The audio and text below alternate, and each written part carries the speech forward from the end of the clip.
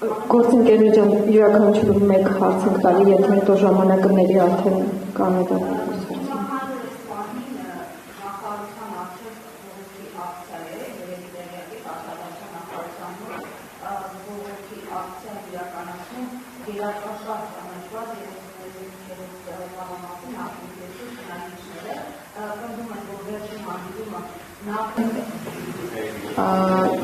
արգելված է Թուրքիայի միջոցով իրականացնելը։ Ավելի տեսեք, մենք գնահատել ենք փոխանցելու ճանապարհները, քննարկվել են նաև այլ ճանապարհներ, նաև Թուրքիայի հետ հարաբերությունների լավացման համատեքստում եւ ոչ միայն այդ համատեքստում, իրականում օբյեկտիվ հնարավորությունների գնահատման համատեքստում եւս ընտրվել է այդ ճանապարհը եւ վստահաբար չկա որևէ արգելք, որևէ պետության միջոցով այդ փոխանցումը իրականացնել։ Եվ այսքանը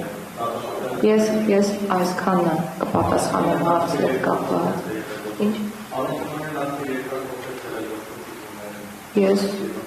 ասում եմ, որ մեր պետությունում գոյություն ունի դատապարտարների փոխանցման հնարավորություն եւ համապատասխան ինստիտուտ, գոյություն ունեն համապատասխան օրենսդրական կարգավորումներ եւ կարող են միարժեքորեն վստահեցնել, որ process-ը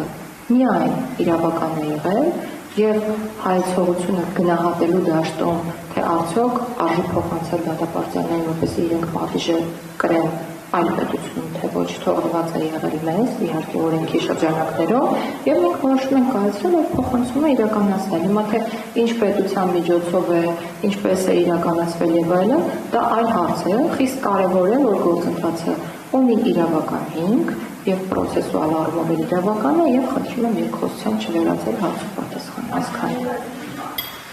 Կա համապատասխան օրենք, ես նշեցի օրենքի անունը, որը մեզ հնարավորություն է տալիս փոխադարձության սկզբունքը հաշվի առնելով իրականացնել դատապարտարների փոխանցում, այսքան։ Շնորհակալություն, Արմատ մեդիա, Ամալիա Առաքելյան։ Չէ, ես մի հարցի չպատասխանեցի Սահմանադրության Սահմանադրական խորհրդի հետ կապված, Սահմանադրական խորհուրդը գործում է ակտիվ կերպով, նիստերը հրավիրվում են այլևս ամեն շաբաթական կտրվածքով, հանրության հետ կոմունիկացիայի տեսանկյունից նիստերը ազատ են, լրագրողները կարող են համենալ եւ մասնակցել այդ նիստերին եւ լուսաբանել այդ նիստերը, կարող են, համեցեք։